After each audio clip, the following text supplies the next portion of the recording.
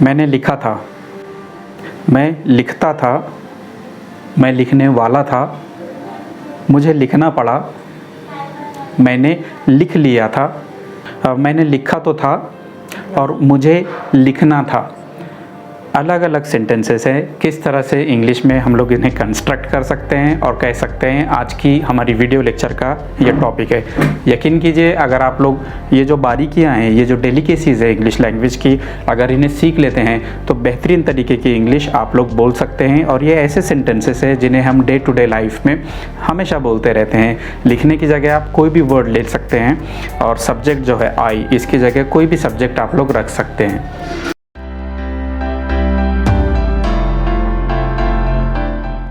Hello दोस्तों, स्वागत है आप लोगों का इस amazing channel JEFY Javed English for you में। यहाँ पर हम लोग सिलेबस की इंग्लिश, चाहे वो 10th और 12th CBSE हो, चाहे 10th 12th स्टेट हो, ये सीखते हैं। इसके अलावा जनरल इंग्लिश भी हम लोग इसी बढ़िया से चैनल पर सीखते हैं। आज की हमारी वीडियो लेक्चर का टॉपिक है जो इंग्लिश की बारीकियां हैं, जो डेलिकेसीज़ हैं, छोटे छोटे जो जुमले हम लोग कहते हैं, उन्हें ज़रा सी तब्दीली के साथ, थोड़े से चेंज के साथ किस तरह इंग्लिश लैंग्वेज में बोलना है।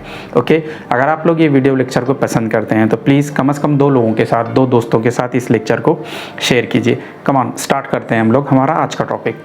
मान लो आप लोगों को कहना है कि मैंने लिखा था, ये काम पास्ट में एक बार हुआ है, भूतकाल में एक बार हुआ है, तो आप लोग सब्जेक्ट और वर्ब की दूसरी शक्ल लेंगे। वर्ब की सेकंड फॉर्म आप लोग कह सकते हैं आई रोट, मैंने लिखा था। जैसे I wrote a letter when I was in 9th। Okay, या आप लोग कह सकते हैं I saw a lion in the forest, यानी पास्ट में ये काम हुआ है और सिर्फ एक बार हुआ है। तो सब्जेक्ट लगाना है आप लोगों ने और वर्ब की सेकंड फॉर्म लगाना है। मान लीजिए आप लोगों को ऐसा कहना है कि मैं लिखता था, यानी ये काम पास्ट में सिर्फ एक बार नहीं हुआ है बल्कि बार बार हुआ है। या तो हर रोज़ ये काम होता था, या हर हफ्ते, या एक से ज़्यादा बार ये काम हुआ है।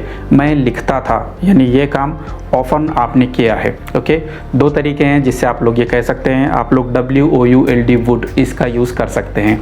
आप कह सकते हैं आई वुड राइट, जैसे कि मैं लिखता था या मैं लिखा करता था।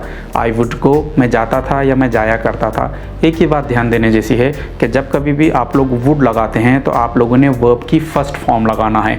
आई वुड राइट, मैं लिखा करता था। आप लोग ये नहीं कह सकते आई वुड रोट या आई वुड रिटन।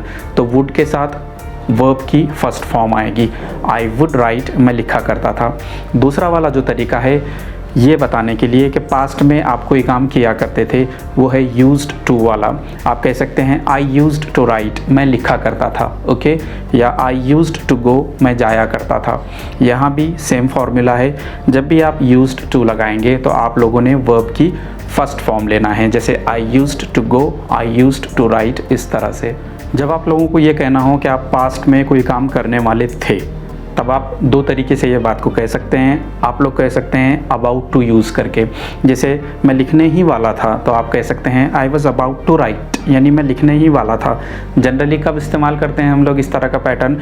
जब आप कोई काम करने वाले थे बट आप कर नहीं पाए। जैसे I was about to write a letter but I lost my pen, कि मैं एक लेटर लिखने ही वाला था बट मैंने अपना पेन खो दिया। आई वॉज अबाउट टू सी, मैं देखने ही वाला था, इस तरह से।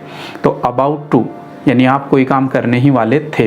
दूसरे वाला जो तरीका है कहने के लिए वो है गोइंग टू। अब यहाँ गोइंग का मतलब जा रहा नहीं होगा। ओके, गोइंग टू यानी ये काम आप करने ही वाले थे। जैसे I was going to write a letter, मैं एक लेटर लिखने ही वाला था बट माई फादर केम, लेकिन पिताजी आ गए। या आप लोग ये कह सकते हैं I was going to see him, मैं उसे मिलने ही वाला था but then I came to know that she is out of city, but मुझे बाद में पता चला कि वो इस शहर में है ही नहीं। तो अबाउट टू या गोइंग टू, कोई काम आप करने ही वाले थे तब आप लोग यूज़ कर सकते हैं। मुझे लिखना पड़ा, इस सेंटेंस से ये समझ में आता है कि आपका लिखने का कोई इरादा नहीं था, आपकी मर्ज़ी नहीं थी, बट आपको फोर्स किया गया, या तो किसी एल्डर ने या फिर किसी और ने आप पर फोर्स बनाया और आप लोगों को वो काम करना पड़ा। तो आप लोग कैसे कहेंगे? याद रखें, आई रोट, मैंने लिखा, यहाँ पर मेरी मर्ज़ी शामिल है, मैंने विलिंगली ये काम किया हूँ, तो आप लोग कह सकते हैं आई रोट बट। जब ये काम किसी ने आपसे करवाया तो आप यूज़ करेंगे had to. I had to write a letter, मुझे एक लेटर लिखना पड़ा। इस तरह के कंस्ट्रक्शन में सुनने वाले को ये पता चल जाता है कि ये काम आपने किया तो है बट ये काम आपने अपनी मर्ज़ी से नहीं किया है, किसी और ने आपसे ये काम करवाया है। मुझे जाना पड़ा, इसे क्या कहेंगे? प्लीज़ कमेंट में मुझे बताइए। ये बात कहने का एक और तरीका है, जहाँ पर आप पर बाहर से कोई फोर्स पड़ता है, कोई और आपसे ये काम करवाता है।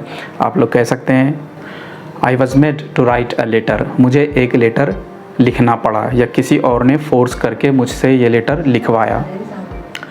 मैंने लिखा तो था, इस तरह का कंस्ट्रक्शन कब करते हैं हम लोग, यानी एक काम आपने किए थे बट उसके अगेंस्ट कोई चीज़ बाद में हुई, यानी आपने पहले वाला काम तो किए थे बट उसका आप लोगों को एक्सपेक्टेड रिजल्ट नहीं मिला, या उससे हट के उससे अलग कोई चीज़ हो गई, तो आप लोग कहते हैं मैंने लिखा तो था।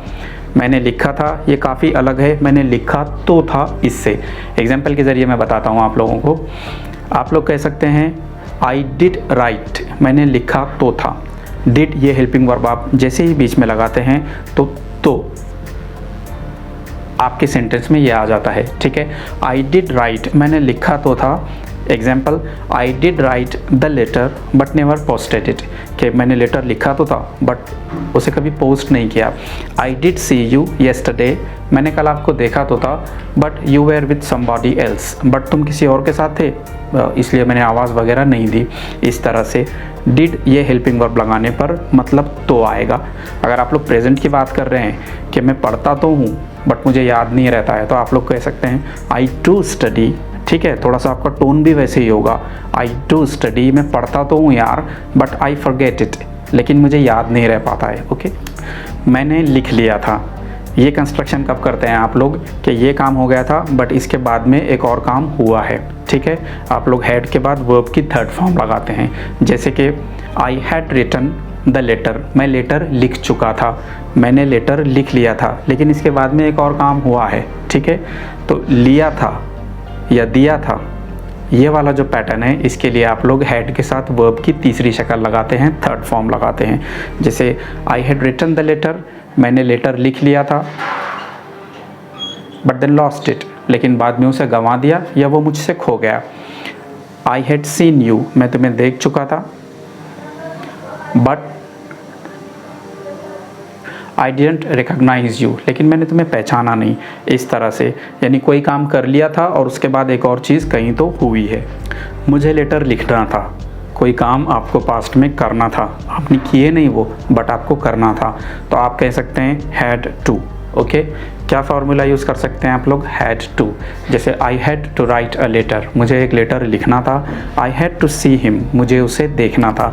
ये पैटर्न आप लोग यूज़ करते हैं, ये कंस्ट्रक्शन आप लोग यूज़ करते हैं उस टाइम में जब आप लोगों ने कोई काम करना था बट आपने किए नहीं या आपसे वो काम हो नहीं सका, ओके। तो गाइज़, ये थी वो बारीक बारीक चीज़ें, ये थी वो माइन्यूट डिटेल्स जो हम लोगों ने इस लेक्चर में आज स्टडी किए हैं।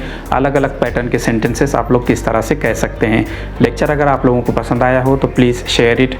चैनल हमारा उसे सब्सक्राइब करना है, बेल आइकॉन को प्रेस करना है, वीडियो को लाइक और कमेंट करना ना भूलें। जल्दी ही मिलते हैं अगले लेक्चर में किसी और टॉपिक पर।